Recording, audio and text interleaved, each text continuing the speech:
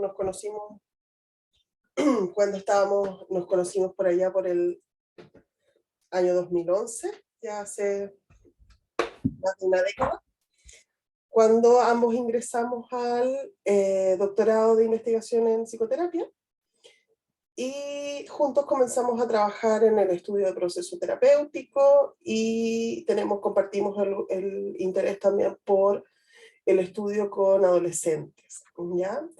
Tanto Daniel como yo hacemos clases en el diplomado de trastornos de la personalidad, ¿ya? Y lo que les queremos compartir hoy día es un seminario donde la temática lo titulamos ¿Cómo distinguir entre una crisis normativa de la identidad y el desarrollo de un trastorno de la personalidad en la adolescencia? ¿Ya? Y esta distinción la vamos a ejemplificar con el análisis de un caso clínico.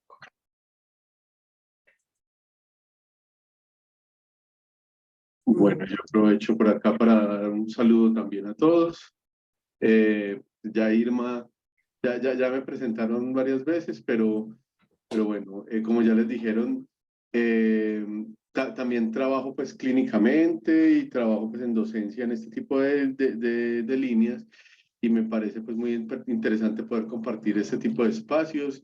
Si hay cualquier malentendido comunicativo, pues yo alcancé a vivir casi 5 o 6 años en Chile, entonces entiendo perfectamente el chileno, pero si hay alguna rareza comunicativa colombiana, con toda la confianza, por medio del chat me cuentan y clarifico, trato de hablar un poco más neutral, porque ya con este tiempo viviendo en Colombia, nuevamente volví a retomar mi entonación, pero espero que igual esto nos permita conversar y discutir sobre estas ideas que creo que son básicas y transversales pues como elementos nucleares y centrales a la lectura y al acompañamiento de casos clínicos de adolescentes y también al diplomado.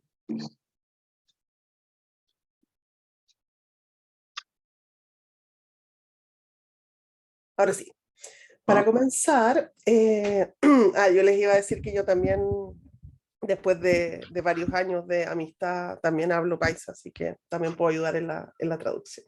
La traducción, listo. Entonces quisiera partir compartiendo algunas ideas iniciales sobre por qué nos parece importante hacer el diagnóstico en la adolescencia, ¿ya? Sabemos que el tema del diagnóstico ha sido controversial históricamente, especialmente en niños y adolescentes. Esto principalmente porque se malentiende muchas veces el diagnóstico, se toma como un rótulo inamovible, muchas veces se contribuye a la estigmatización de los pacientes más que a su tratamiento.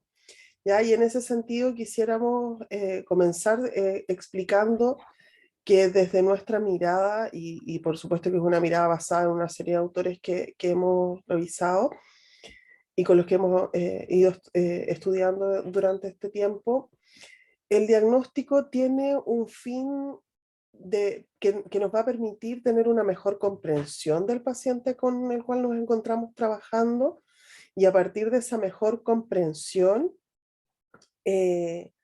poder hacer una mejor indicación de tratamiento, ¿ya?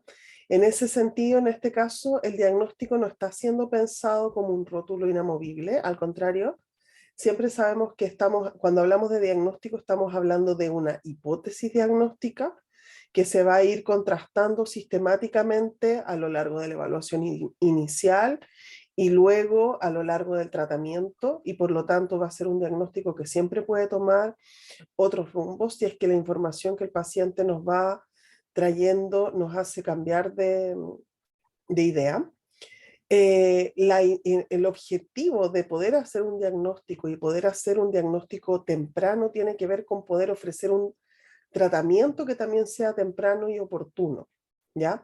Uno de los argumentos que se ha dado muchísimas veces para no diagnosticar en la adolescencia, en particular aspectos de personalidad, tienen que ver con que la personalidad aún se encuentra en desarrollo, ¿ya? Y en ese sentido, hay quienes argumentan que uno no debería hacer un diagnóstico de trastorno de la personalidad tan temprano, porque como la personalidad no ha terminado de desarrollarse, podría ser algo, digamos, que estigmatice y deje una idea de una irrecuperabilidad y de un trastorno que es considerado crónico, ¿ya?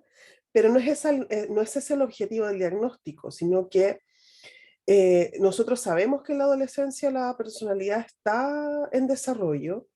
En particular, un elemento central de la personalidad, que es la identidad, está en plena configuración, ¿ya? Pero pese a ello, es posible comenzar a identificar si este desarrollo se está llevando a cabo de acuerdo a lo normativo y lo esperado, o si se empiezan a observar fallas, ¿ya? Que vayan a sentar las bases para el establecimiento y la cristalización de un trastorno, ¿ya?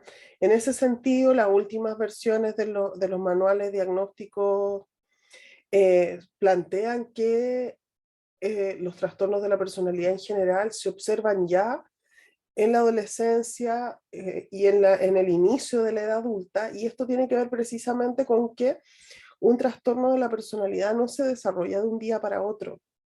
Ya en general hay un historial de desarrollo desde la infancia temprana que va a permitir entender cómo es que la personalidad se ha ido formando de una manera que no es de acuerdo a lo esperado, ¿ya? Y que va a tener consecuencias negativas para la persona, para su desarrollo, su crecimiento personal, para su adaptación, ¿ya? Para el logro de las tareas que la vida que en la vida se nos encargan, para el afrontamiento de las dificultades que todo el mundo experimenta por el hecho de vivir en un entorno social, ¿ya? Entonces, en ese sentido, la intención de poder mostrarles cómo hacer este diagnóstico diferencial y poder identificar cuándo estamos frente a la formación de un trastorno de personalidad, lo que más busca es poder hacer una identificación temprana para que el diagnóstico pueda ser oportuno. Precisamente porque como la personalidad no ha terminado de configurarse, si el tratamiento se inicia en forma temprana, el pronóstico es mucho más favorable, ya es mucho más auspicioso. El tratamiento suele ser mucho más corto para pacientes con diagnóstico de trastorno de personalidad en la adolescencia. Estamos hablando de tratamientos que se planean dependiendo de la gravedad, 6 meses, 1 año o 2 años, ¿ya? Que igual es harto si consideramos la duración de los tratamientos habituales, pero es mucho menos largo que si lo pensamos en pacientes con diagnósticos que ya se hacen en la adultez y que en general, donde además en general las consecuencias del trastorno ya no son reversibles, ¿ya? Mientras más tardío sea el diagnóstico y más tardíamente el paciente acceda a un tratamiento, lo más probable es que nos encontremos con que se haya visto enfrentado a consecuencias más graves para su vida, que haya más áreas deterioradas y muchos aspectos que, por más que se haga el tratamiento y que el paciente logre cambios importantes,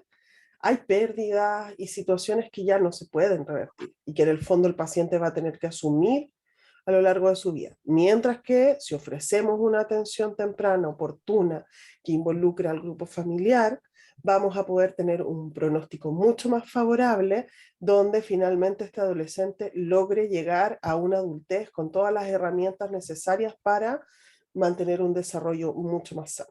¿Ya? Eso Yo entonces es un poco la idea de esto. Daniel, ¿tú quieres agregar algo? sí quería agregar algo, Irma, que además de lo que plantea Irma, que creo que es de alta relevancia el tema de el diagnóstico con un fin comprensivo para la indicación de tratamiento, es importante como considerar que para nosotros hoy en día es muy fácil y muy común hablar de adolescencia, pero como sabemos, la construcción de las teorías del desarrollo es relativamente reciente, o sea, en el origen de las teorías clínicas, que normalmente las ubicamos en el psicoanálisis, hace un poco más de 100 años, había un modelo como clásico que se empezó a gestar en el que todavía incluso no había mucha diferencia entre lo que era infancia y adolescencia.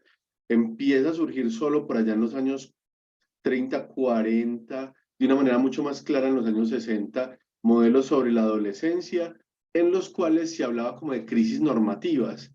Entonces era como un modelo muy centrado en lo que se había podido desarrollar en consultorio con adolescentes, en donde se hablaba casi de una crisis normal de la adolescencia, en donde todos los adolescentes casi que para atravesar por la adolescencia tenían que cumplir con algunas características. Posteriormente, a partir de unos estudios empíricos que se realizan no solo en el consultorio, sino externos a él, se empiezan a evidenciar que no necesariamente esas características de la adolescencia que describen los modelos normativos, pues eran característicos de todos los adolescentes, y estos modelos, casi que proponer un modelo tripartito para comprender la adolescencia, que es muy interesante porque se parece mucho, aparte de lo que vamos a trabajar hoy, y es que empiezan a identificarse unos adolescentes que quizás tienen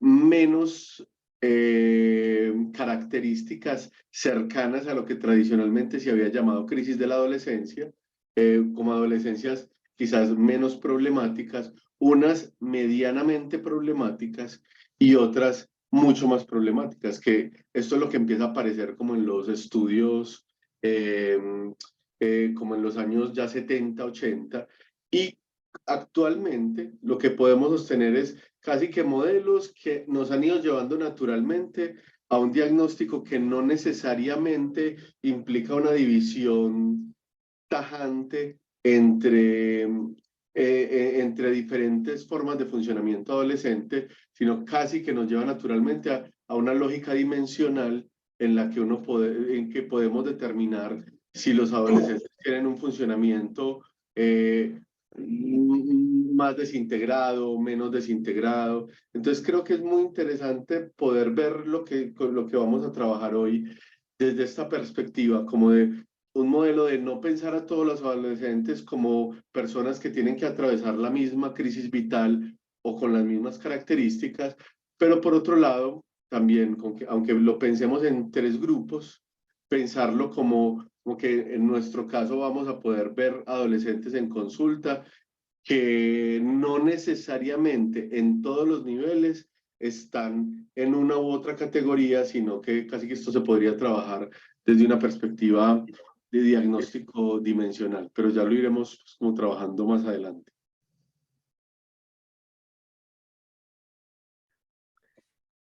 Perfecto. Entonces, ahora vamos a partir revisando un modelo que plantea cuáles son las características principales de lo que se ha llamado la difusión de identidad, ¿ya? Y que sería entendemos que la difusión de identidad va a ser la característica central de las personas que desarrollan un trastorno de la personalidad.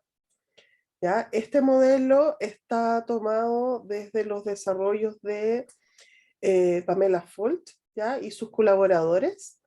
Ellos son los desarrolladores de una terapia específica para el trabajo con adolescentes con difusión de identidad, la AIT, Adolescence Identity Treatment. Esta terapia es una terapia de orientación analítica, ya que toma la terapia, lo que originalmente es la terapia centrada en la transferencia, la TFP de Otto Kemper, ¿ya? Que es una terapia desarrollada para trabajar con pacientes adultos, haciendo modificaciones en el fondo a esta terapia, que es una terapia manualizada, para poder trabajar precisamente con adolescentes, ¿ya? Y entonces acá hoy día lo que queremos mirar es cuáles serían las características de un adolescente que tiene una difusión de identidad, ¿ya? Y cómo podríamos distinguirlo del desarrollo de una identidad normal y de un adolescente que se encuentra en un periodo crítico, ¿ya? Daniel, si quieres comienzas tú.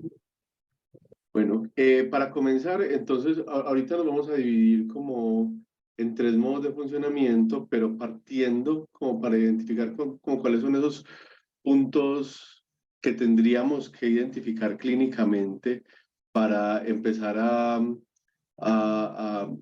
a intuir, a generar la hipótesis diagnóstica de difusión de identidad, este modelo nos propone varios elementos fundamentales.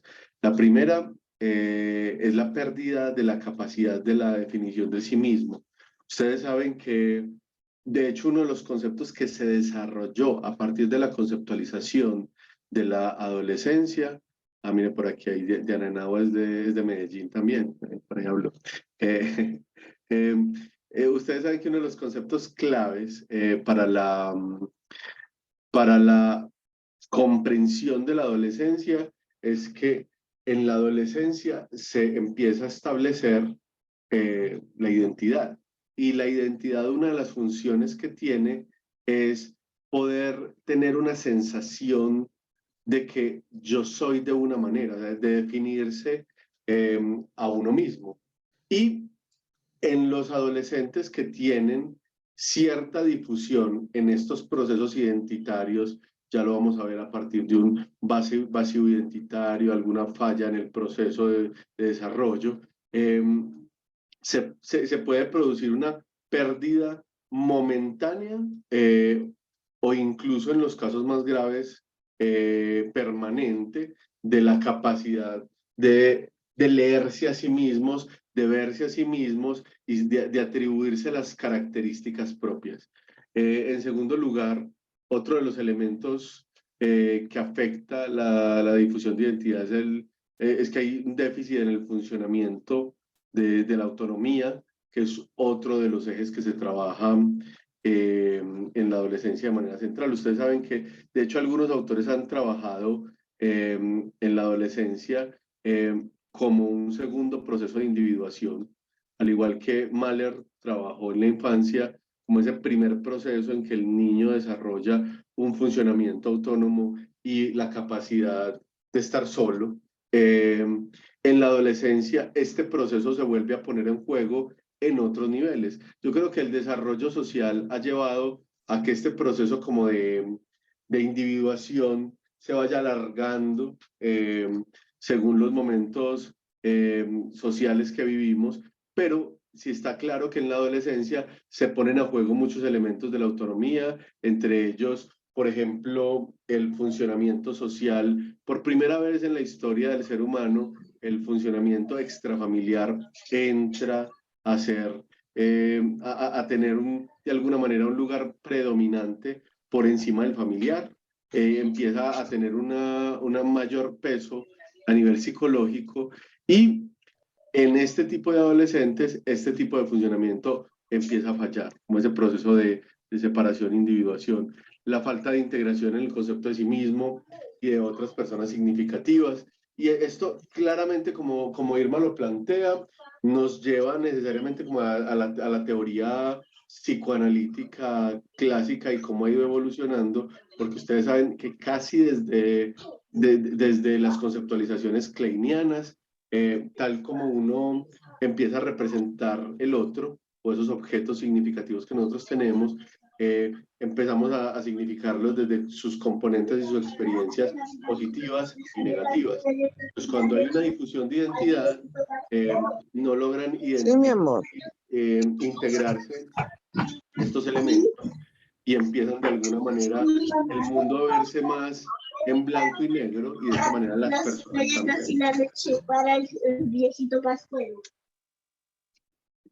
Y de alguna manera las personas también. Entonces, en este tipo de personas, por ejemplo, a veces todas las valencias negativas de las experiencias relacionales están dirigidas hacia sí mismo, o por ejemplo, el mundo está dividido en buenos y malos, y precisamente esto da cuenta de una falla en la integración de estos elementos positivos y negativos del sí mismo y de los otros.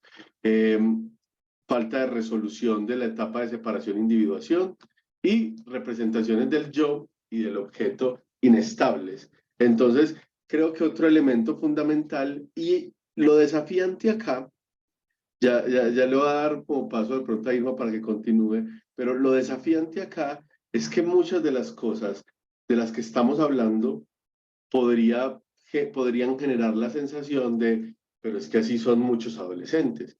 Pues, por ejemplo, hay adolescentes que un día se sienten de una manera y otro día se sienten de otra, o un día actúan ciertos roles y otros días actúan otras. Entonces, de alguna manera uno podría hipotetizar que las representaciones del yo y de los otros en todos los adolescentes son inestables. Y de hecho uno podría decir, o sea, en cierto nivel, en la mayoría de seres humanos, las representaciones del sí mismo y de los otros son dinámicas, o sea, son variables. Nosotros cada década al menos cambiamos de manera significativa y uno mira hacia atrás y uno dice, uy, yo cómo era de distinto. Pero el hecho de que sea dinámica mi representación del yo no quiere decir que yo todos los días amanezca actuando un personaje distinto. Pero acá, en la difusión de identidad, lo que empieza a ocurrir es que los adolescentes, de manera casi que intempestiva y reiterativa y permanente, hay como una falta de estabilidad en la definición de sí mismo y en la manera como define a los otros.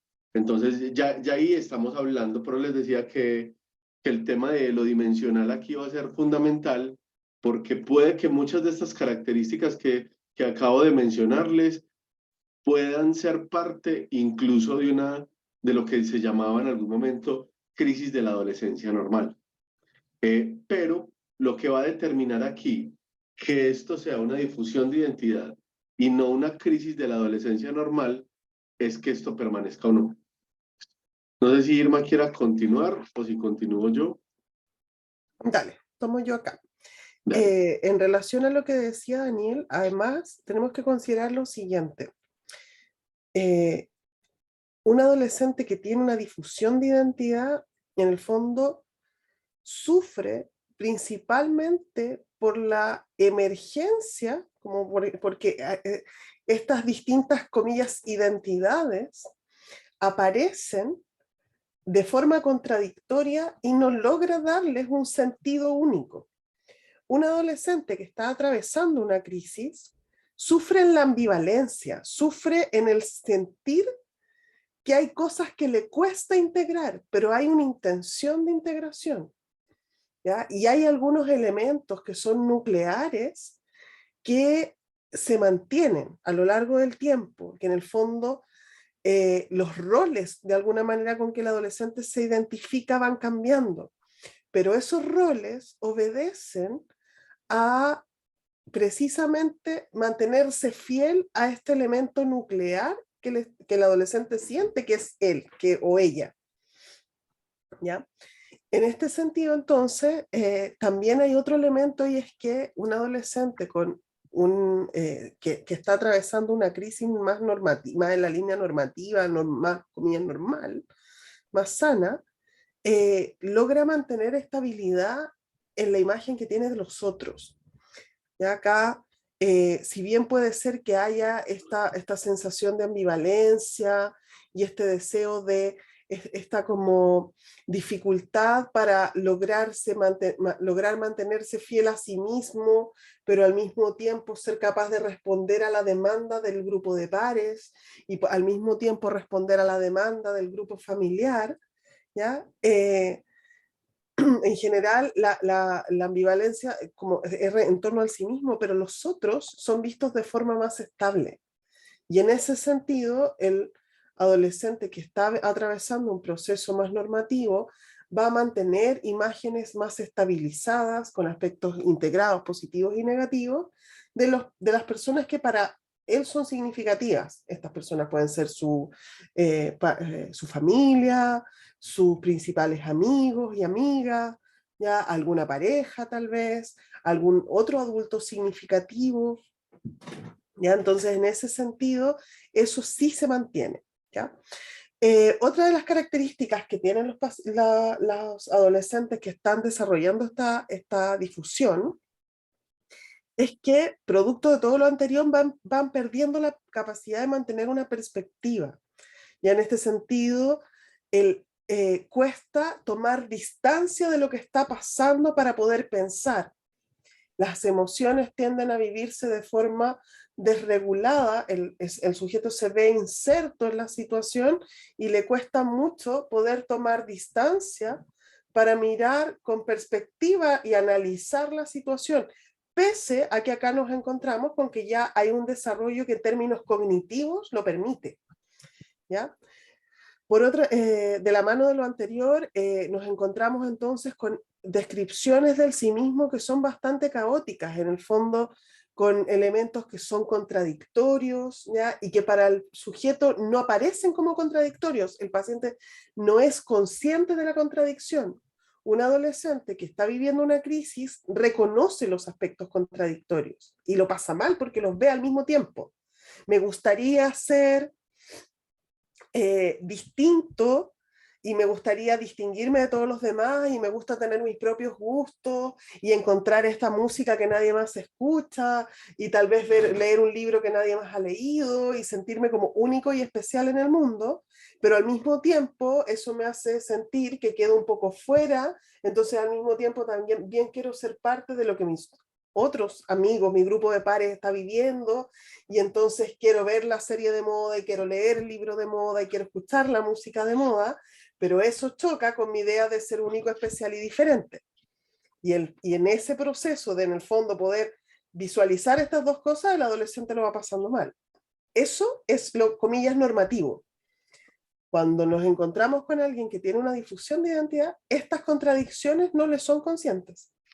Y en el fondo lo pasa mal por la consecuencia de lo que implica ser tan contradictorio, pero no porque haya una conciencia de esta contradicción. Y eso entonces deriva en que el adolescente se describe a sí mismo de forma o muy empobrecida, porque en el fondo es como no sé quién es y realmente no sé quién soy, o unas descripciones que suelen ser como pedazos de que no tienen un sentido único, ¿ya? Esto mismo pasa cuando se describe a los otros, ¿ya? Y entonces los otros suelen ser vistos como frecuentemente como imágenes especulares, entonces son iguales a mí, ¿ya? Entonces, los otros significativos, a veces las descripciones de los amigos, de las parejas, son o bien muy pobres, o bien muy contradictorias, o bien muy especulares, ¿ya? Y en este sentido se observa esta falta de capacidad como de autodefinirse, ¿ya?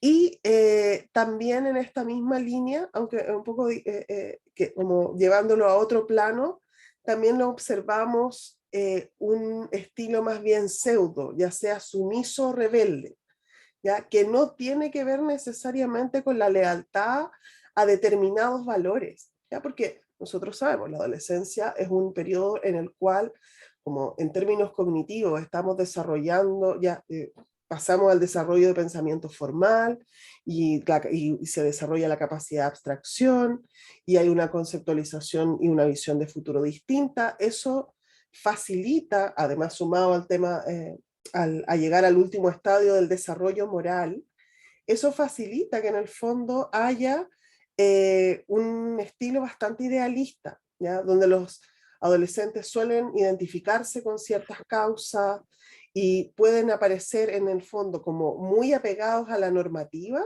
y en ese sentido ser más bien sumisos y más bien tradicionales y convencionales, o bien posicionarse desde lugares más críticos y más rebeldes hacia lo establecido, visualizando en el fondo cómo esto establecido genera problemas de carácter moral, ambiental, etc.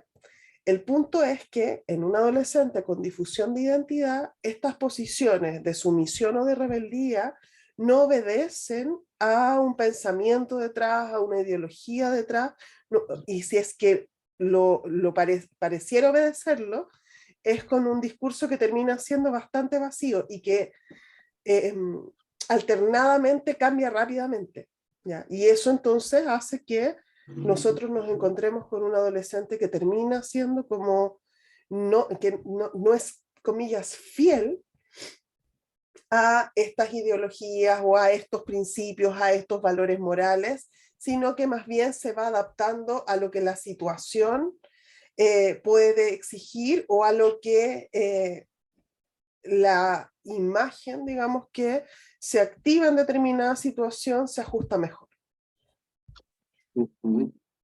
Si quieres, sigues tú.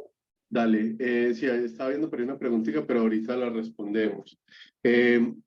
Porque yo creo que para continuar con esto del falso funcionamiento, yo creo que ya todos ustedes han visto en estas características que hay dos funciones psicológicas básicas que claramente están en juego en el desarrollo de la identidad, pero también en la difusión de identidad, porque precisamente en la difusión de identidad se produce una falla en ese proceso de desarrollo y construcción de la identidad.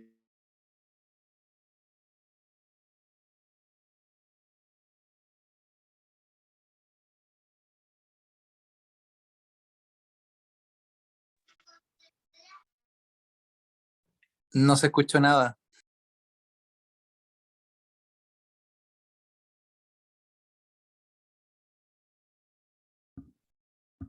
¿Me escuchan a mí? Y creo que él perdió el audio. Sí. Sí, a mí sí me escuchan. Ya, esperemos a que lo recuperemos y sigo yo.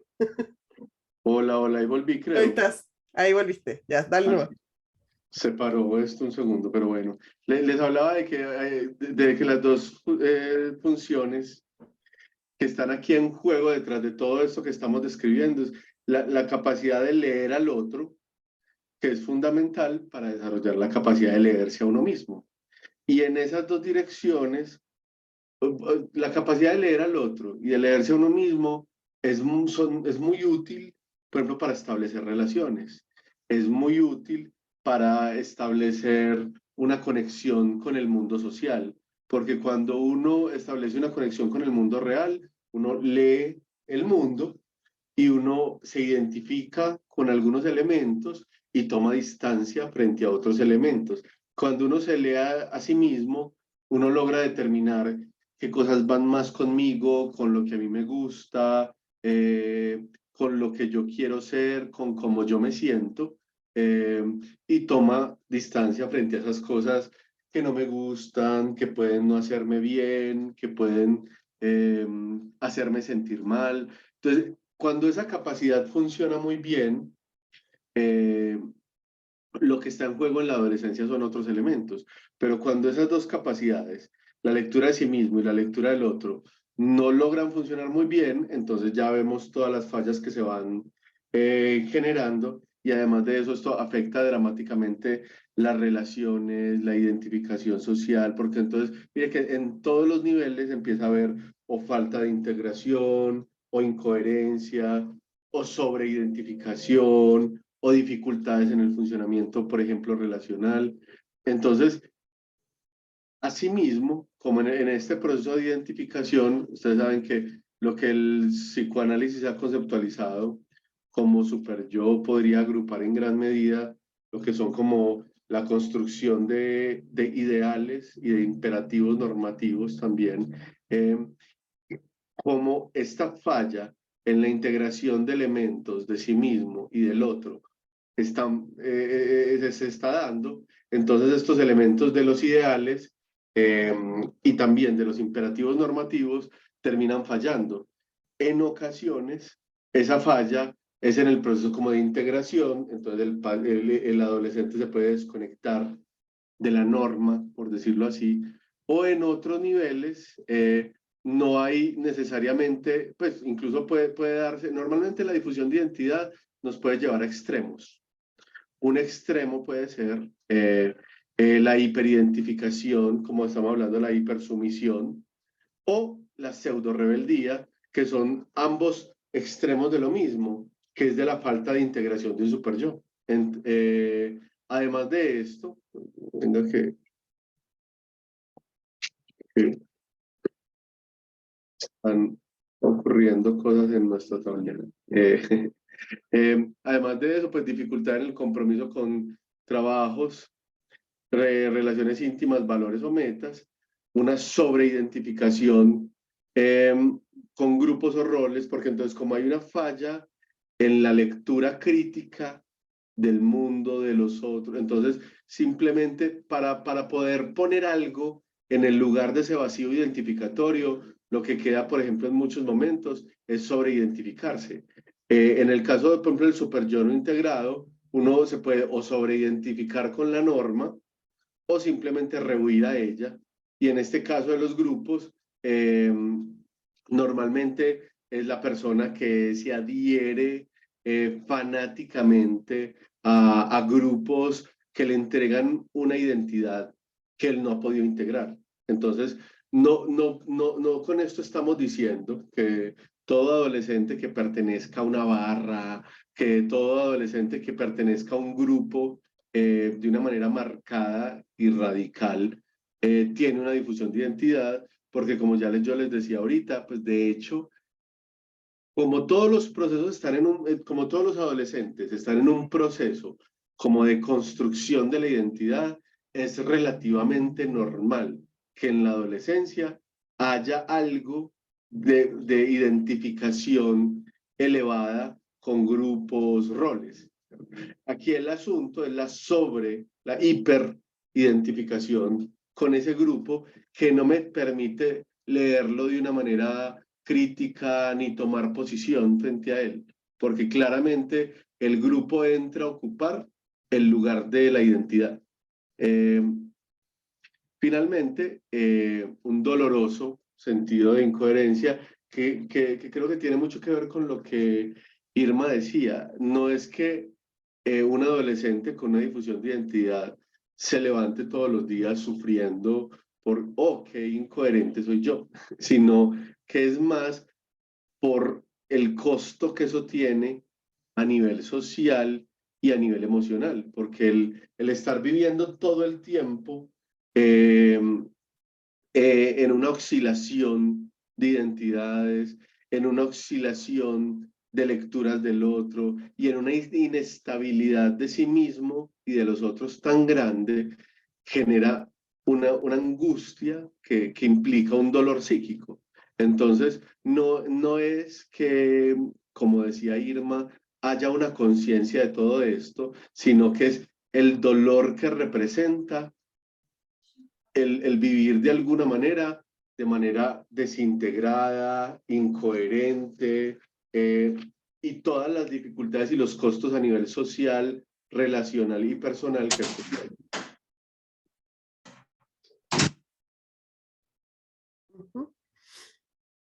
En relación a las preguntas que han ido planteando en el chat, ¿ya? Consideremos lo siguiente, este modelo está situado como desde una perspectiva psicoanalítica, pero es muy factible poder hacer el paralelismo con otros modelos teóricos, ¿ya? Porque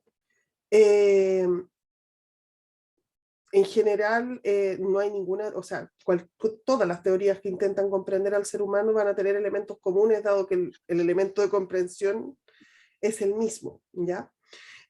Por ahí alguien preguntaba si esto tiene algunos elementos comunes con la disforia de género. Hay algunos elementos, pero en el fondo tiene, en el caso de la disforia de género,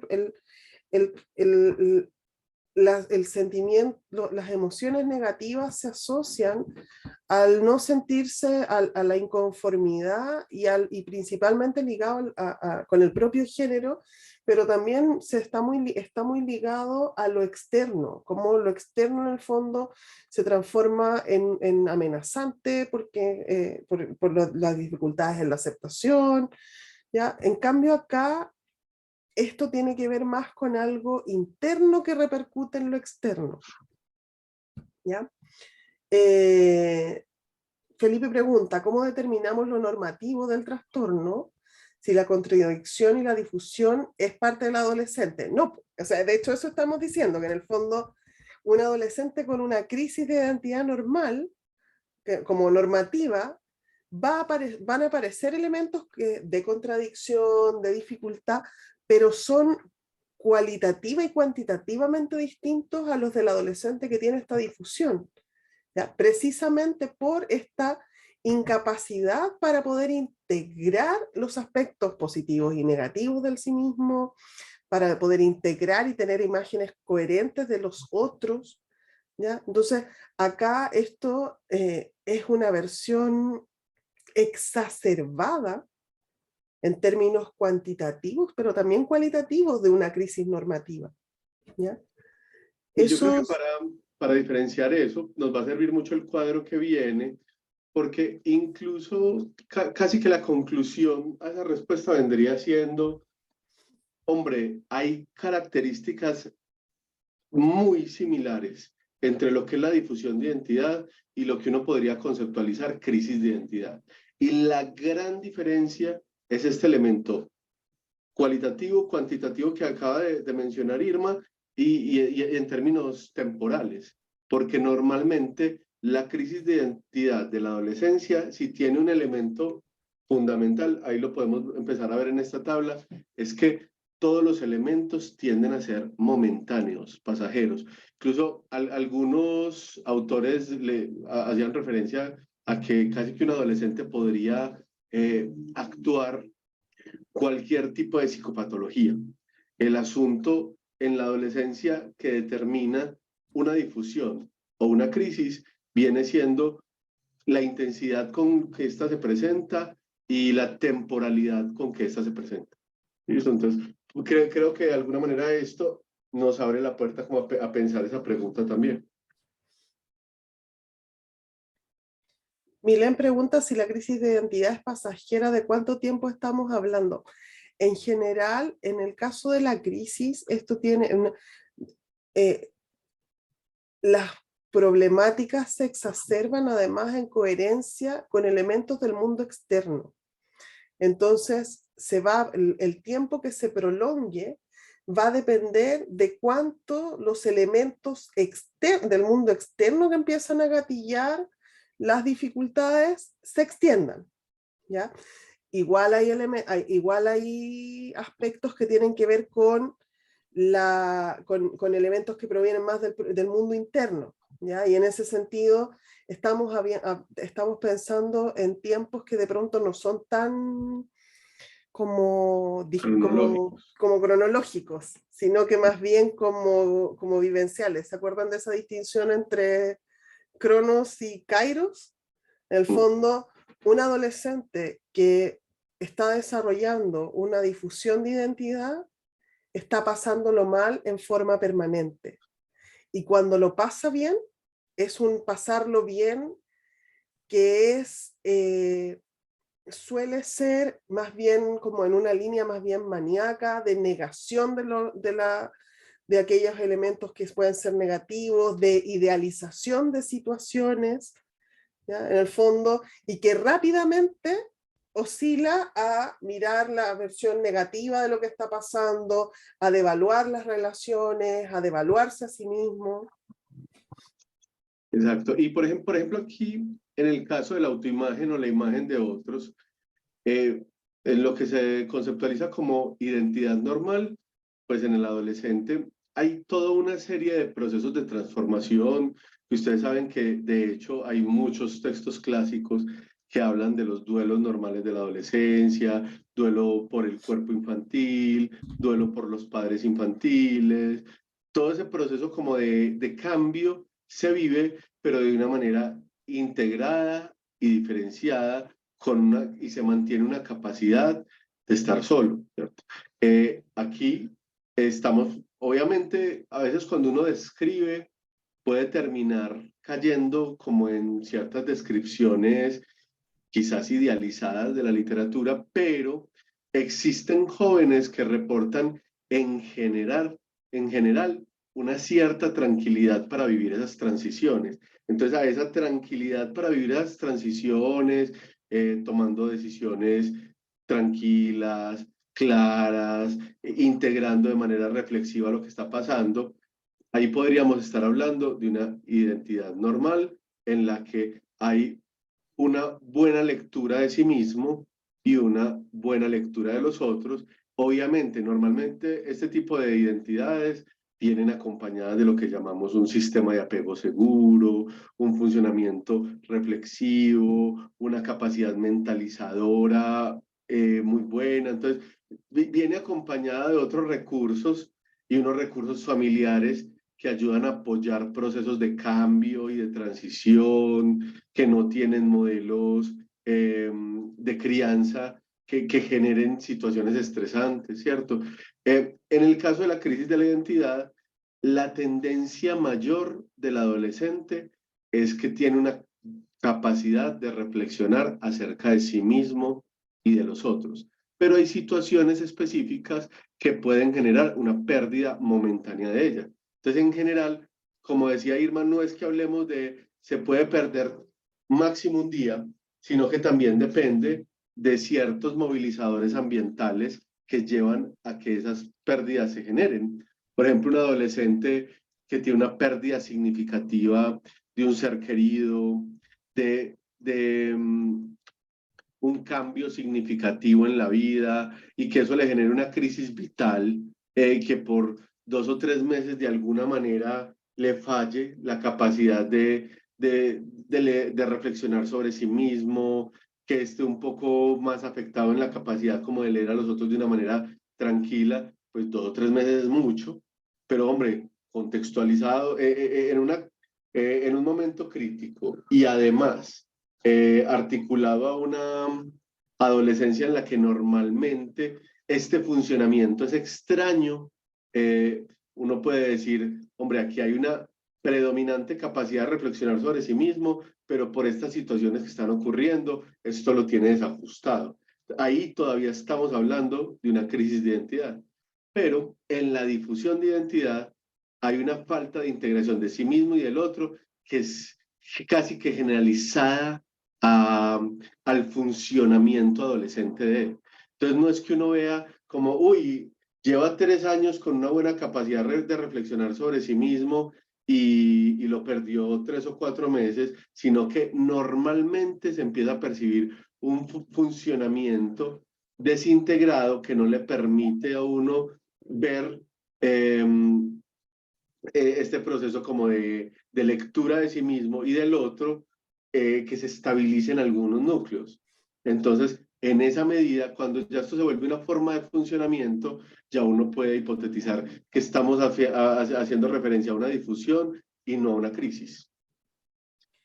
Creo que agregaría en relación a la solicitud de ejemplificación, se me ocurren algunos ejemplos bien concretos que además creo que les van a hacer sentido porque se ajustan en general al perfil del psicólogo, ¿ya? Y del profesional de la salud. Piensen en el éxito académico, que es un elemento importante, que cumple un rol importante en la autoimagen de un adolescente, sobre todo en un país como Chile. Ya, yo no sé si en los otros países es tan definitorio como acá, pero acá en Chile, como los adolescentes tienen que dar una prueba de ingreso a la universidad, y esa prueba determina en gran medida si pueden, qué carrera pueden seguir, y el rendimiento en el colegio también tiene un rol importante en ese lugar.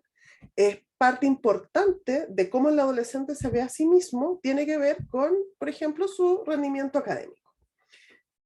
Si tomamos un adolescente al cual le va excelente y siempre le ha ido excelente en rendimiento académico y llegó hasta octavo básico, es decir, 13, 14 años con sumamente buenas notas, ¿ya? Y con una imagen de sí mismo muy organizada en torno a su capacidad intelectual y a su éxito académico, pensemos en ese adolescente, pensemos como en esa figura, ¿ya?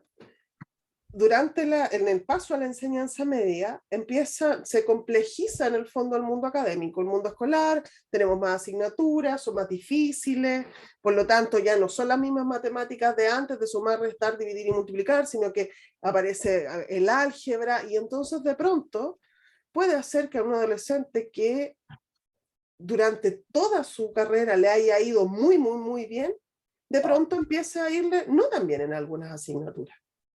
Y eso va a representar una amenaza, ¿ya? En un adolescente con una imagen estable de sí mismo, esto por supuesto que va a generar una complicación, y dependiendo de en qué periodo esto empieza a ocurrir, probablemente puede hacerse parte de la crisis identitaria. ¿Quién soy yo si no soy la que es la mejor en el colegio? ¿Qué pasa cuando de pronto chuta? O sea, toda la vida me he ido bien y todos saben que soy la que le va bien, y de pronto dejo de ser la mejor. O llega un compañero nuevo al curso y le va aún mejor que a mí. Eso va a generar una amenaza y por lo tanto un adolescente que entra en crisis de pronto se va a cuestionar sus capacidades, se va a cuestionar y de pronto se va a echar a morir por se va a sentir incapaz, va a dudar de su rol, de este lugar que ocupa. Pero si tiene una buena base de desarrollo identitario, va a lograr acudir a otros elementos de su identidad que le permitan entender que esto es una parte del sí mismo, pero no es todo. Seguramente va a tener vínculos que le recuerden lo que él no está viendo o ella no está viendo. Va a haber otras personas que le puedan decir, y esto lo va a poder tomar y lo va a poder integrar. ¿Ya? Pero si este adolescente tiene muchas más fallas en el desarrollo, esto se va a instalar y va a oscilar, ¿ya? Y va a empezar a sentirse que de pronto se va a identificar con que ya no es inteligente, con que ya no le va bien, y va incluso a declinar en aquellas habilidades en las que sí tiene habilidad, simplemente por quedarse pegado en esta sensación de yo no tengo las capacidades, yo no soy así, y de pronto frente a algún éxito menor, o sea, frente a algún éxito, se sitúe desde el lugar, no, si yo sabía que era el mejor, y se posicione desde un lugar como muy narcisista, sin mucha capacidad para poder integrar los dos elementos, y por lo tanto empieza a vivir en una oscilación permanente entre ser el mejor y ser el peor. Eso se parece mucho más a una difusión de identidad.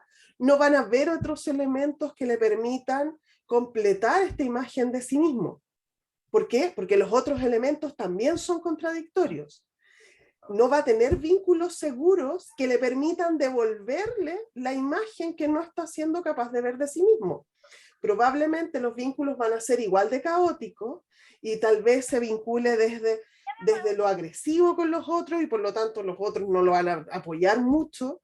De pronto va a despreciar la opinión de un otro. Tal vez un cuidador, un adulto significativo o un familiar que pueda devolverle esta imagen va a ser menospreciado porque no sabe nada, porque en realidad, porque no me sirve lo que el otro me diga, porque lo sitúo en el lugar de la devaluación. Y en ese sentido, entonces, todo esto va a empezar a impactar de manera mucho más negativa en su adaptación, por ejemplo, a lo escolar. ¿Ya? Y si lo llevamos al extremo, y que lo hemos visto, son adolescentes que de pronto, por ejemplo, les fue mal y empiezan a negarse a ir al colegio, porque ya no tiene sentido ir al colegio. O simplemente ya puede pasar esto mismo, pero en vez de en relación con el rendimiento académico, con la relación con el grupo de pares. En la adolescencia, todos, seguramente ustedes tuvieron alguna experiencia de dificultad con el grupo de pares. Peleas con amigos, disolución de grupos, se reorganizan los grupos. ¿Ya? De pronto, si peleo con un amigo, me siento mal, creo que hice todo mal, pero de pronto un adolescente que está en crisis va a lograr hacer esta reflexión en el fondo de puedo haber hecho algo muy malo, pero eso no me hace necesariamente una persona tan mala. ¿Ya? ¿Por qué? Porque tengo otras cualidades. Cometí un error, tengo que tratar de remediar ese error, de reparar lo que dañé, pero en el fondo hay todo un complemento a lo que está generando crisis que va a permitir que se recupere y se vuelva al desarrollo normal. En cambio, un adolescente con una difusión de identidad no tiene de qué agarrarse. Y entonces si se desaparece el grupo de pares o el grupo de amigos, ya no quiero ir al colegio. Empiezo a tomar en exceso, empiezo a tener conductas de riesgo, empiezo a poner en riesgo todos los aspectos de mi vida con tal de pronto de llamar la atención de este otro. Pérdidas, por ejemplo, rupturas amorosas, generan En general, los adolescentes tienen establecen relaciones amorosas, todo el mundo lo pasa mal en una ruptura. A nadie le gusta terminar con la pareja, el pololo, la polola. Disculpa, Ujú, ¿puedo hacer una pregunta? claro. Como somos tantos, levantar la mano quizás no me hace.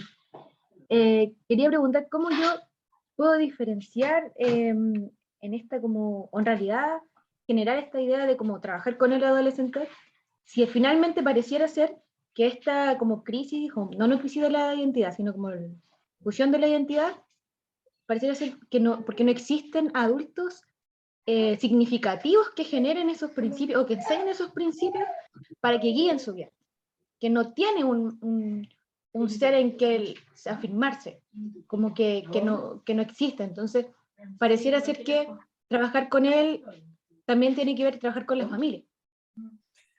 En general no es que no lo haya, es que el adolescente no logra verlo, porque en el fondo tiene estas relaciones parcializadas con los otros, entonces aunque haya un adulto, ese adulto es despreciado, muchas veces es despreciado. Ahora, muchas veces ocurre también que ese adulto también tiene problemas, estamos pensando acá que se combinan cosas, ¿no?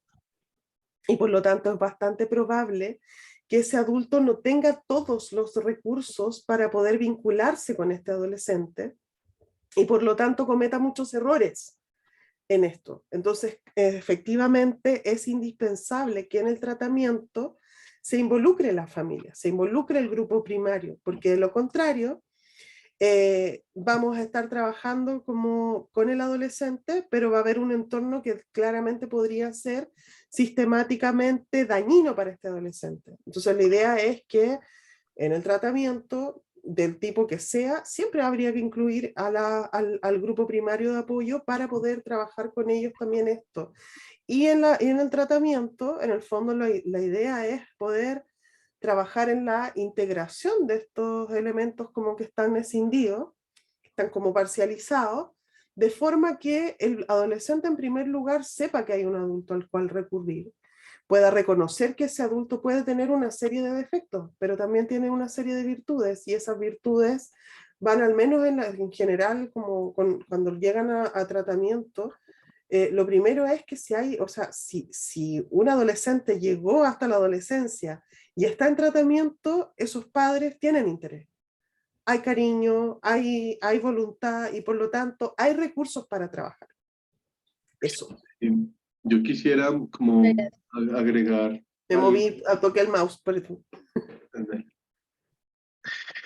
Bueno, y que también hay otro asunto ahí con el tema de los padres. Claramente todos los tratamientos tendrían que incluir a los papás y de hecho el modelo de tratamiento que se trabaja en el diplomado incluye, le da un rol fundamental al ambiente cuidador, porque claramente sí, pues yo creo que los estudios claramente muestran que cuando en la adolescencia hay una difusión de identidad, no necesariamente hay ausencia de padres, sino que pueden haber situaciones desafiantes a nivel familiar. Por ejemplo, hay padres, lo que algunos autores llamarían como padres o madres deprivadoras de afecto, o padres o madres con trastornos de personalidad. Y ustedes saben que cuando un padre o una madre tiene un trastorno de personalidad, uno de los elementos más claros que falla es la capacidad de mentalización.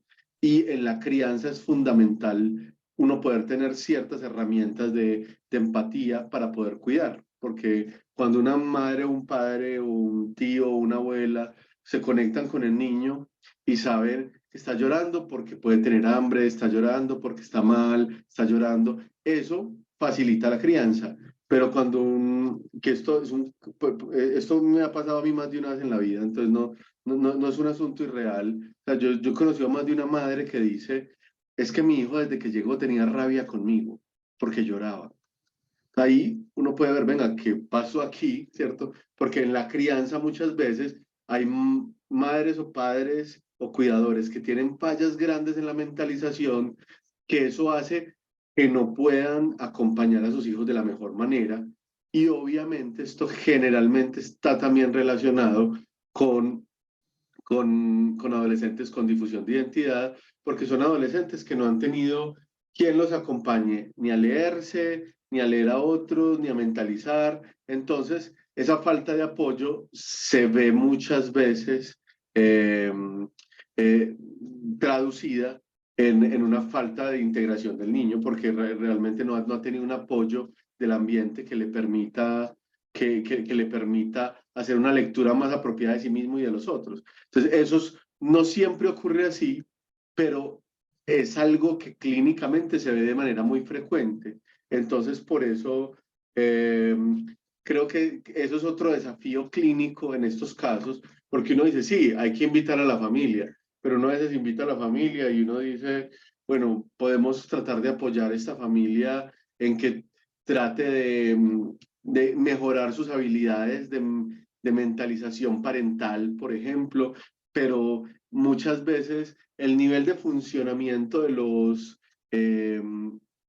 los padres no da como para que uno simplemente a partir de un plan de acompañamiento familiar o de un trabajo basado en pautas de crianza, uno pueda como de alguna manera dejar resuelto ese asunto, sino que muchas veces toca con los padres trabajar incluso en funciones estructurales de ellos que afectan la crianza.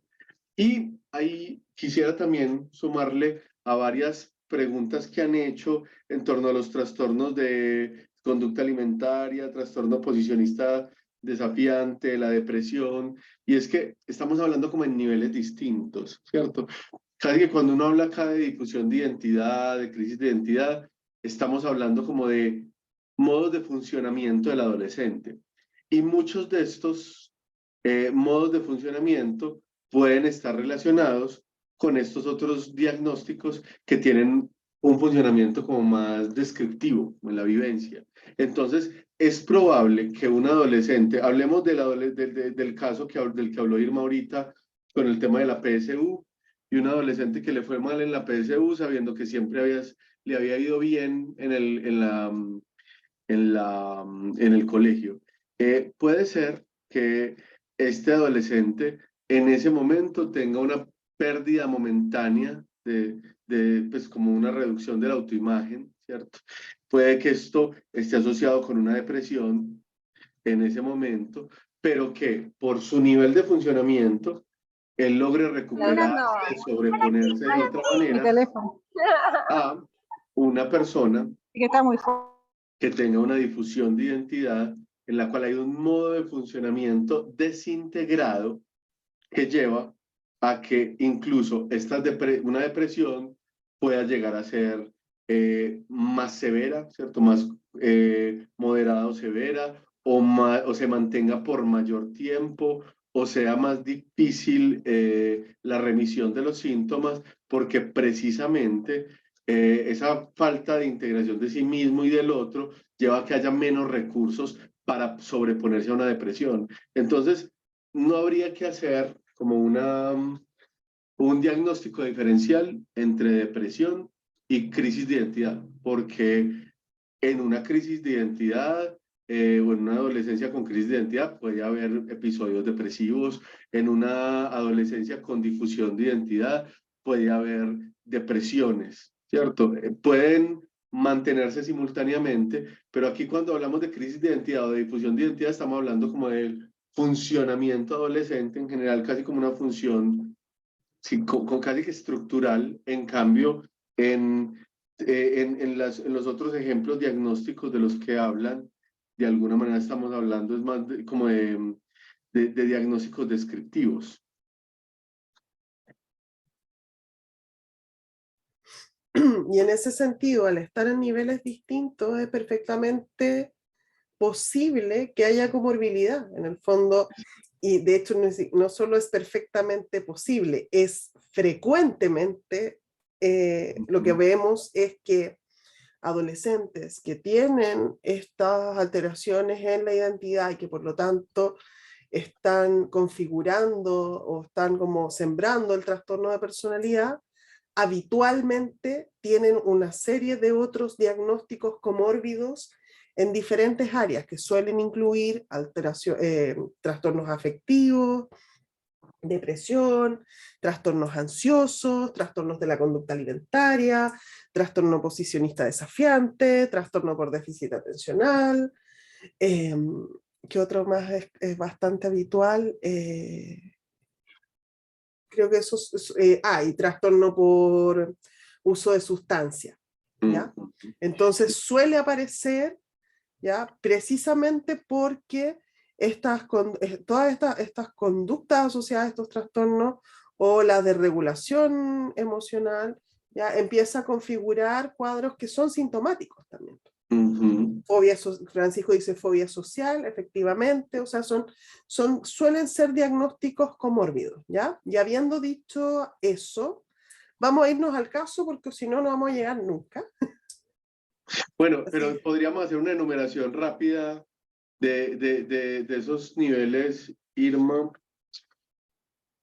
pues de que más o menos ese mismo nivel de funcionamiento tienen, pues como lo estábamos viendo, en el tema de la autoimagen, en las defensas, también en identidad normal hay un mayor nivel de defensas. En la crisis de identidad, uno puede tener incluso defensas primarias, pero con una pérdida momentánea, ¿cierto?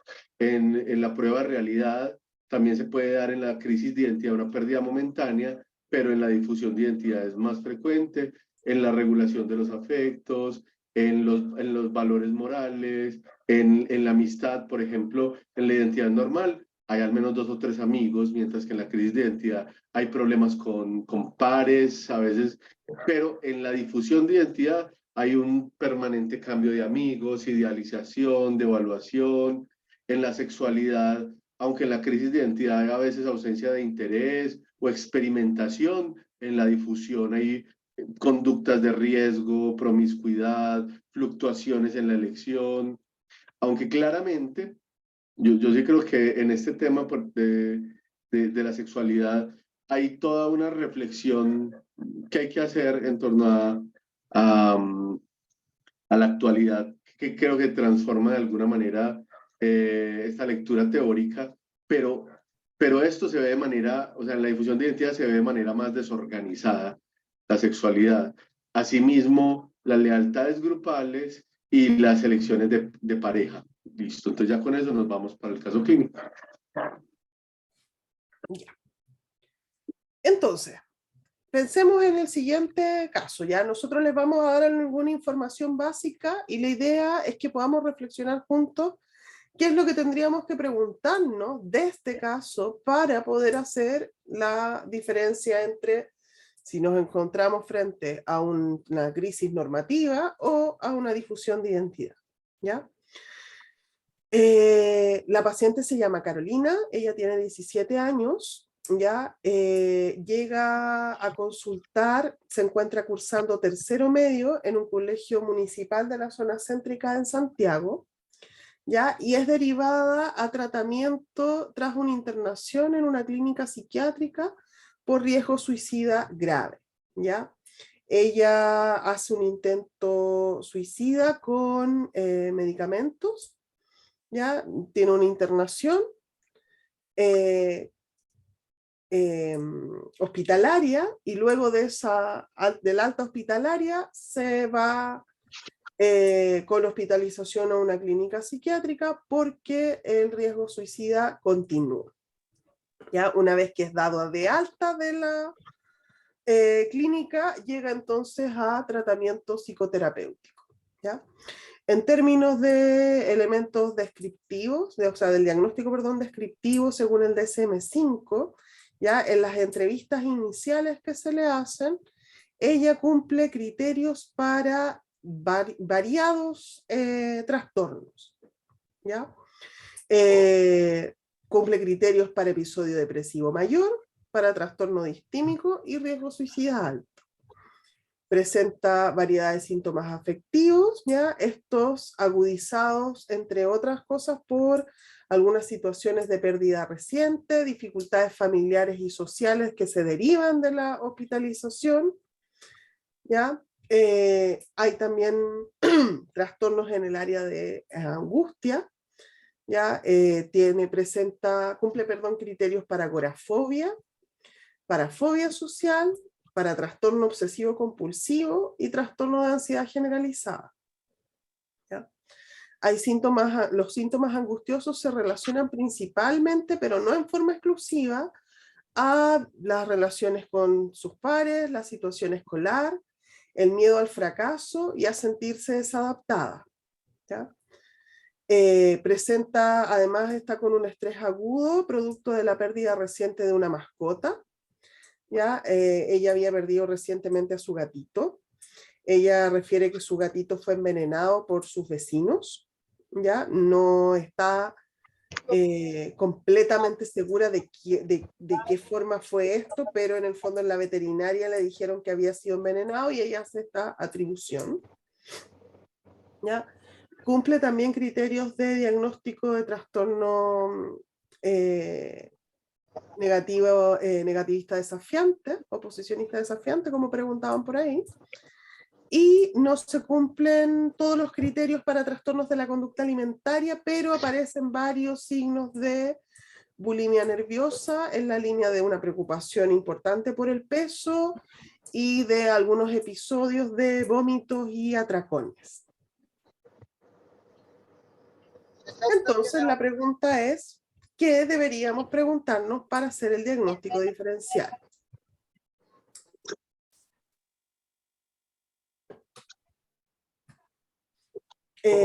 Liz pregunta qué tipo de evaluación se hace para esto, qué tipo de test. Hay unas entrevistas, las entrevistas estructuradas para evaluar trastornos del antiguo eje 1 del DSM-4, pero que hoy día funcionan para el DSM-5 también, que es la mini entrevista psiquiátrica.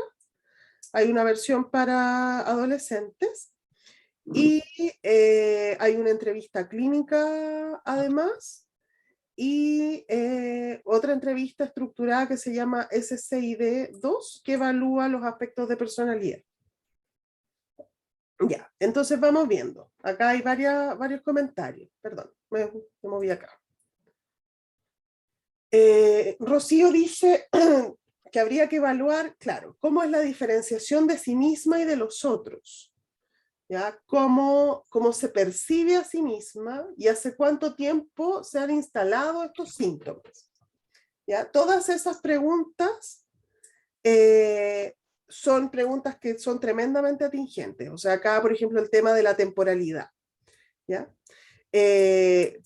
Precisamente por lo que hablábamos antes. O sea, acá vemos que esta paciente claramente está en crisis. Ya no estoy pensando en crisis normativa de la adolescencia, sino, o sea, como de identidad, sino que en términos de crisis acaba de tener una internación, tiene una serie de diagnósticos que reflejan que se encuentra en una situación crítica hoy día. Y entonces la pregunta es, esta situación crítica en la cual ella se encuentra hoy día, refleja el desarrollo de una difusión de identidad y por ende la instalación incipiente de un trastorno de personalidad o obedece más a una crisis normativa, ¿ya? Si obedece a una crisis normativa con la gravedad con la cual nos estamos encontrando en términos de diagnóstico, de intento de suicidio, tendría que haber, y ahí vale la pena preguntarnos, si ha pasado algo. ¿Qué ha pasado alrededor que pudiera explicar esto? ¿Ya? Y en ese sentido, Felipe dice, pareciera ser que no es momentáneo. Pues bien, eso es algo que hay que indagar. ¿Cuánto tiempo llevan instalados estos síntomas? ¿Surgen a raíz de alguna situación particular? Acá sabemos, por ejemplo, hay un antecedente, una pérdida reciente, una mascota, pero yo quiero ser súper honesta en esto. O sea, yo tengo mascota y perdí una mascota y quedé devastada cuando la perdí, digamos, ella murió, pero de alguna manera uno no se explica, digamos, el nivel de gravedad por este hecho. Si es solo eso, digamos, sin menospreciar el dolor que se puede sentir, la reacción sería sobredimensionada. Yo quiero hacer énfasis en eso que acabaste de decir, Irma, porque a eso nos referíamos con el tema de cualitativo y cuantitativo, que cuando uno habla de cuantitativo puede hablar como de un cierto tiempo, pero también cualitativo es si hay una respuesta exacerbada, ¿cierto? Todos tenemos formas distintas, por ejemplo, en este caso, de vivir nuestras mascotas, pero cuando la mascota está en el lugar, por ejemplo, de quien me cuida, de quien me apoya, de mi compañía, porque hay un vacío muy grande y mi mascota se va y eso implica casi la pérdida del sentido de mi vida. Ahí estamos hablando, hombre, primero que esta mascota era muy importante para esta adolescente, pero también que era tan importante porque el vacío en el modo de funcionamiento podría ser muy grande. Entonces, ahí es donde uno habla de lo cualitativo, pues cuando uno dice, hombre, aquí hay una reacción cualitativamente grande con relación al efecto que la generó, entonces ahí podríamos estar hablando de algo que se sale un poco como de una crisis momentánea porque, ay, pobre, es que estaba triste porque su gatico murió, ¿cierto? Entonces, es importante ahí empezar como a darle la dimensión a esto que hablamos de lo quali. Y creo que es muy importante esta pregunta de la que hablaba Irma, evaluar los modos de funcionamiento previos. O sea, si antes de la gata uno evalúa, de la muerte de la gatica, uno evalúa y cómo eran las relaciones, cómo era su relación con amigos, cómo era su relación con los padres, allí empieza uno a identificar, venga, es que esto fue, pues el tema de la gatica pudo haber sido un detonante, pero el modo de funcionamiento es limitado, es complejo.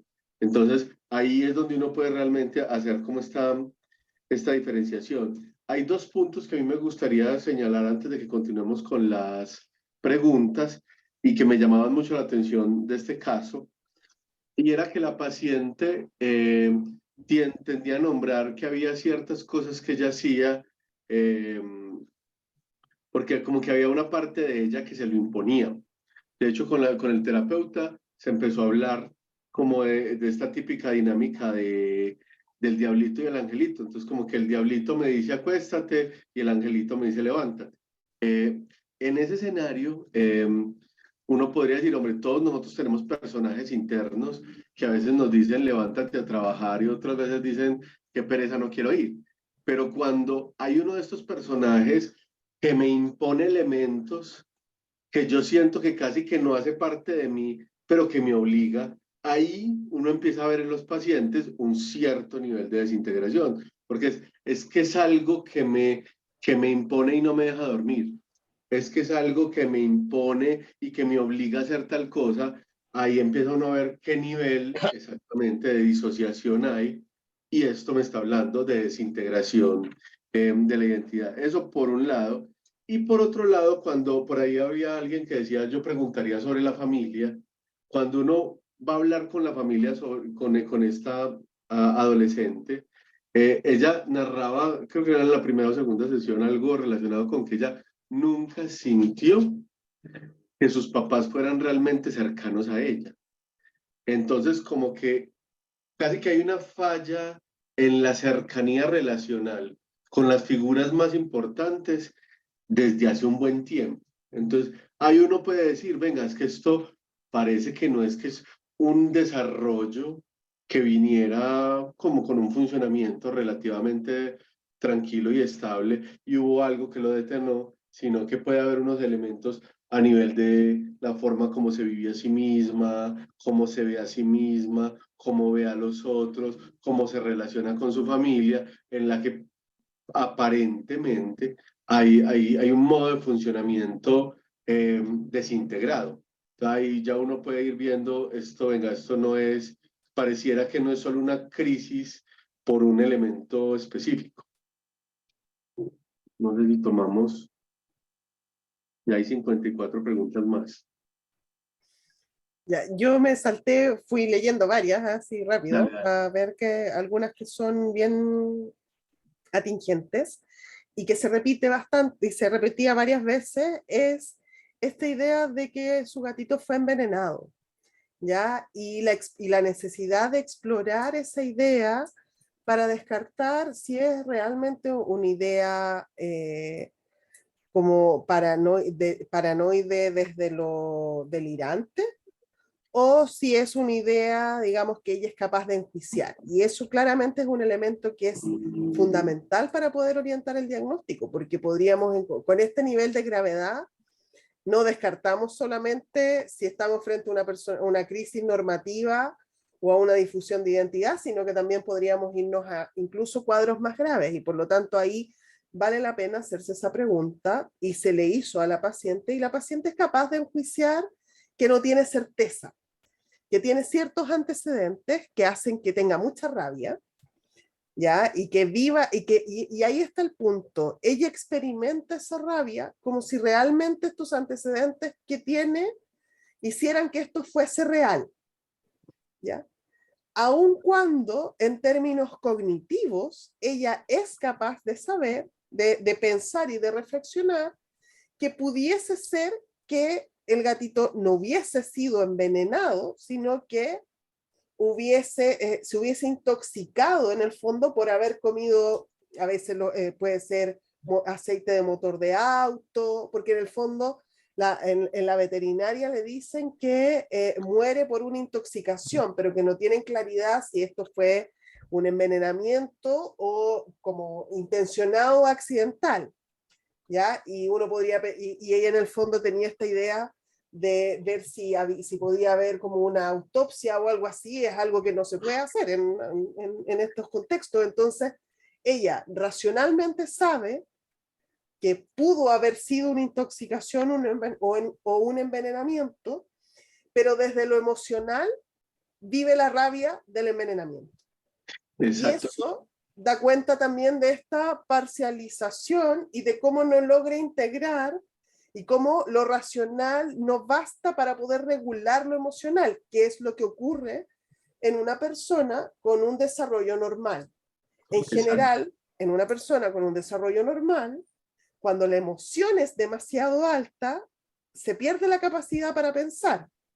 Y por lo tanto, momentáneamente dejo de pensar, pero una vez que como empieza a bajar la emoción, logro pensar, logro integrar las dos cosas, y la emoción no vuelve a resurgir de forma desregulada porque ya está modulada por el pensamiento. En cambio acá, cada vez que ella piensa en esto, vuelve a situarse en la posición emocional rabiosa y tremendamente desregulada de que su gato sí fue envenenado. Sí, yo, como para hacer mucho énfasis en eso, en el tema de la difusión de identidad puede haber una pérdida de la prueba de realidad en momentos de crisis emocional, pérdida de prueba de realidad social. Y miren que incluso si pudiéramos hacerle una autopsia a la gatica y poder ver que tiene veneno, es que yo creo que en el escenario en el que un gatico pues, se puede envenenar probando algo, supongamos un vecino echó un veneno para otro tipo de animal, para raticas, para lo que sea, y un gatico se puede envenenar de esa manera. Pero también aquí, no solo la pérdida del juicio de realidad, sino también en la manera como lee al otro, es altamente probable que haya una lectura del otro como alguien amenazante, alguien que hace daño, alguien no confiable, porque yo creo que si en la mayoría de casos acá hiciéramos una encuesta y dijéramos, hombre, si tienes un animalito en casa y se te muere por algún veneno, no necesariamente todos atribuirían es que tal persona o tal vecino que me mira feo lo mató, sino que uno quizás se angustiaría mucho, pero analizaría muchas variables que uno no puede concretar de esta situación. En cambio, en este caso, la impulsividad y la falta como de capacidad reflexiva en este momento no le permite como analizar todas esas otras variables e integrarlas para poder regularse emocionalmente. Seguí leyendo, bueno, todos coinciden en la necesidad de explorar el tipo de vínculos que tiene con la familia, Ajá. el tipo de vínculos que tiene con sus amigos, Yo ya, quisiera decir como el rol que descriptivo ocupa en el más. colegio. Por ahí leí un comentario que me hace como que creo que vale la pena comentar, y es la necesidad de legitimar las emociones. Y creo que en vale la pena decir que en ningún caso la intención es deslegitimar lo que el sujeto siente, ¿ya? Porque en el fondo uno no puede elegir lo que uno siente. Uno en general, respecto de lo que uno tiene más control es de lo que uno hace con lo que siente. Pero la emoción se vive, ¿no? Si yo me enojo, no puedo controlar si me enojo o no me enojo. Lo que puedo hacer es decidir cómo voy a expresar ese enojo, cómo me voy a hacer cargo. Eso ya pasa a ser algo más manejable, digamos. Por lo tanto, cuando acá yo decía que en el fondo esto se sale de lo esperado, es precisamente desde ese lugar en el cual ella misma se da, y porque ella también tiene algo de algo de conciencia de que esta situación la sobrepasa, ¿ya? Y en ese sentido, entonces, ella también es capaz de visualizar que visualizar que esta situación es más potente de lo que ella puede manejar, ¿ya? Por supuesto, forma parte del proceso de duelo. Yo le agregaría, Irma, como a las preguntas que uno debería hacer, porque dentro de las que se han hecho, hay muchas que claramente tienen que ver con la familia, con esto que mencionaba yo ahorita, como esa distancia. La familia también tiene como un funcionamiento como de negación y de evitación como de lo que está ocurriendo, pero quizás un tema que yo también creo que es importante porque determina mucho la forma de funcionamiento de la identidad de la joven, sería relacionada con lo extrafamiliar, o sea, con cómo es su funcionamiento con amigos, si tiene pareja o no, si se puede saber algo del orden de cómo es su funcionamiento a nivel de pareja, a nivel sexual, porque normalmente para uno confirmar una difusión de identidad, no solo está afectada un área específica, sino que esto se manifiesta en un montón de áreas. Entonces creo que un insumo importante para poder diagnosticar esta difusión es poder irse como a estos otros ámbitos para ver si en esos ámbitos se mantiene cierta desintegración, se mantiene cierta afectación o no se mantiene. Entonces es otro criterio importante. Uh-huh.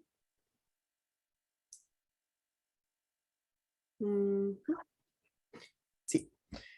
Bien, ya estamos, creo que en la hora. No sé si Juan Ignacio está por ahí. Por supuesto que el tiempo se hace cortito y hay muchas más. Tremendamente corto, se nos fue súper rápido.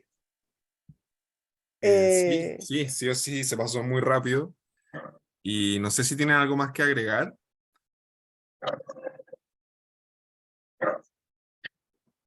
No, yo creo que también, yo quisiera hacer mucho énfasis en este caso. Normalmente cuando uno empieza, pues, hablando de estas preguntas que había a lo largo pues, como tratando de buscar como una especie de diagnóstico diferencial entre los diagnósticos descriptivos y este elemento como la difusión de identidad, normalmente cuando hay un paciente como este que acabamos de describir, en el cual hay una alta comorbilidad de muchos diagnósticos, cronicidad de los problemas, afectaciones múltiples áreas, uno tiene que empezar a intuir, hacer un diagnóstico más del tipo de funcionamiento, en este caso difusión de identidad, o en el caso de adultos un trastorno de personalidad, que simplemente quedarse en este montón como de sintomatologías, porque entonces se queda uno con, es que tiene depresión, pero también tiene tal otra cosa, pero también conducta alimentaria, pero también no sé qué, y son un montón de cosas que configuradas uno ve que hacen parte de un modo de funcionamiento. Entonces, en este caso, mire que uno podría, en términos descriptivos, atribuirle muchos diagnósticos, pero cuando hablamos de desintegración de identidad, lo que estamos hablando es de determinar un modo de funcionamiento que en cierta medida me puede explicar muchos de estos como síntomas o cuadros sintomáticos. Sí, para ir cerrando, voy a mencionar las consideraciones finales que teníamos acá. Básicamente que en el caso de los adolescentes, tanto el diagnóstico como el tratamiento se complejizan aún más, porque en el caso del diagnóstico tenemos esta dificultad que en el fondo es un adolescente está en desarrollo y por lo tanto hay que hacer toda una construcción tanto de la infancia, mirar el presente, mirar el pasado, mirar el contexto, tener en mente además todos los aspectos de desarrollo que podrían permitir entender que hay ciertas cosas que son normales y otras que no, ¿ya? Y por lo tanto, eso complejiza el diagnóstico. En términos de tratamiento se suma además la necesidad de que se debe incluir a los cuidadores, ¿ya? A la familia, a los padres, al grupo de apoyo primario, ¿ya? Y eso dificulta el tratamiento porque en el fondo tenemos un adolescente, un grupo primario con el cual vamos a tener que trabajar. Además, todo el que haya trabajado con adolescentes y padres sabe que los adolescentes siempre quieren libertades para unas cosas y beneficios para otras, y los padres siempre quieren lo mismo, pero al revés. Entonces el adolescente quiere ser grande para que lo que los padres quieren que sea chico, y los padres quieren que el adolescente sea grande para aquello que el adolescente quiere ser chico. ¿Ya? No sé si se entiende la lógica, y eso siempre hace que sea como difícil regular las expectativas, las alianzas, etc. Y además hay un elemento adicional, y es que la evidencia empírica sugiere que en general todos los déficits que hay en la regulación autónoma de pacientes con trastornos de personalidad en términos generales, y en general el modelo que más se usa, el del trastorno de personalidad límite en particular, provienen de crecer en entornos de cuidado tempranos que no fueron lo suficientemente empáticos o receptivos. Muchas veces hay antecedentes de malos tratos, de violencia, ¿ya? No en todos los casos, pero sí puede ser muy frecuente, ¿ya? Y eso implica que cuando trabajamos con adolescentes, no podemos obviar que esas características pueden mantenerse en el entorno al momento de llegar al tratamiento. Por lo tanto, la intervención tiene que considerar la inclusión de la familia para poder abordar el caso de forma integral. Y siempre recordando en el fondo que cuando este adolescente llega, no llega solo, igual, no importa cuán deteriorado esté su grupo de apoyo primario, llegó a consultar. Y eso es un recurso del que hay que agarrarse como sea para poder intervenir. ¿Ya? Eso entonces por hoy día. Juan Ignacio, no sé cómo seguimos, no sé si el sorteo se hace ahora, lo hacen después, esa parte me perdí. Bueno, primero que nada queremos agradecer la participación de cada uno en el presente seminario, como también agradecer obviamente a Irma Morales y a Daniel Espinosa por esta charla excelente que han dado el día de hoy. Y a continuación le voy a dejar los links, ¿ya? Que son para poder optar al certificado, como dijimos en el principio, y va a estar disponible para que puedan rellenarlo hasta 24 horas luego de la sesión impartida el día de hoy. Entonces, primero voy a desactivar el chat porque si no se les va a perder el link, ¿ok? Así que, bueno, si tienen algo que decir, díganlo ahora porque no van a poder decir después. Y voy a mandar el link para Chile y el link para México. Lo tenemos aquí. Me avisan si les aparece. Ahí están los dos. Yo los veo bien, no sé si están. ¿Lo ven bien? Voy a compartir también el código QR y la página para que podamos hacer el sorteo.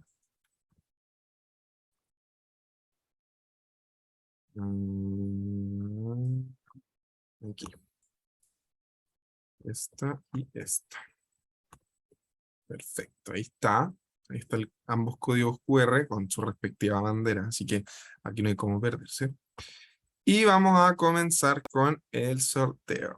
Así que recuerden que no va a ganar nadie más que no esté aquí presente de preciso momento. Entonces, ganador o ganadora del día de hoy es Héctor Nicolás Solís. Si se encuentra, vea, por favor que abra su micrófono, que nos diga que está aquí. Si no está aquí. Hola, sí, estoy aquí. Hola, sí, está aquí. Oh, perfecto, salió la primera. Mira, esto es muy raro. Sí. Y Ay, no. lo quiero agradecer por Estoy estar, impactado. porque No te lo alcanzamos prometo, a son- decir el agua. la lista son como 1700 personas. Entonces, ya salir es una suerte emocionante. Así que felicidades. Sí, Un no, pantallazo no. tenemos aquí para tenerlo de respaldo. Y bueno, te agradecemos mucho que hayas participado en la sesión de hoy. Te felicitamos por haber sido el ganador de la beca al diplomado en trastornos de la personalidad, por lo que te comentamos que el día de mañana te contactará la encargada del curso para hacer efectiva la beca. Ya, genial, genial, ¿Sí? genial. Muchas gracias, Dipa. No, a ti Nos por vemos, estar. nos vemos. Y bueno, queremos agradecer a todos y a todas los participantes de esta charla bueno, y por supuesto a Irma y Daniel por haber compartido sus conocimientos y les esperamos en futuras ocasiones. Que tengan muy buenas noches. Igual, Hola, muchas gracias. disculpa, Gracias. me sale error. Un abrazo, chao. El link. Cayó la página. El Y a mí link. también. Dale error el link. En la página de la asistencia, ¿cómo lo Código hacemos? QR sale malo. No podemos. Y el código QR tampoco abre. Denme un segundo. Eso Se pasa cayó la página de porque audífono. se conectan muchas personas. Hay que esperar un momento. Sí, Entonces, inténtalo más tarde, sigan porque la intentándolo. página está caída. Sáquenle un pantallazo al código QR, lo voy a dejar aquí un rato mientras se van desconectando, copien el link también, intenten, no sé, ponerlo en algún Word para que van a intentarlo más tarde. Si lo hacen y no les llega, y no obtienen el certificado automáticamente, recuerden, tienen que meterse al mail. En el mail van a encontrarlo, ¿sí? Entonces, Al correo electrónico también están enviando, ¿verdad? ¿cómo? Para que veáis cómo es. Muchas gracias. Hasta luego. Hasta luego. Chao. Chao, chao, chao. Que estén bien. Chao, gracias. Muchas gracias, súper buenos Gracias. seminarios. Excelente la profe, igual que otros cursos. Chao. Que se repita otro parecido.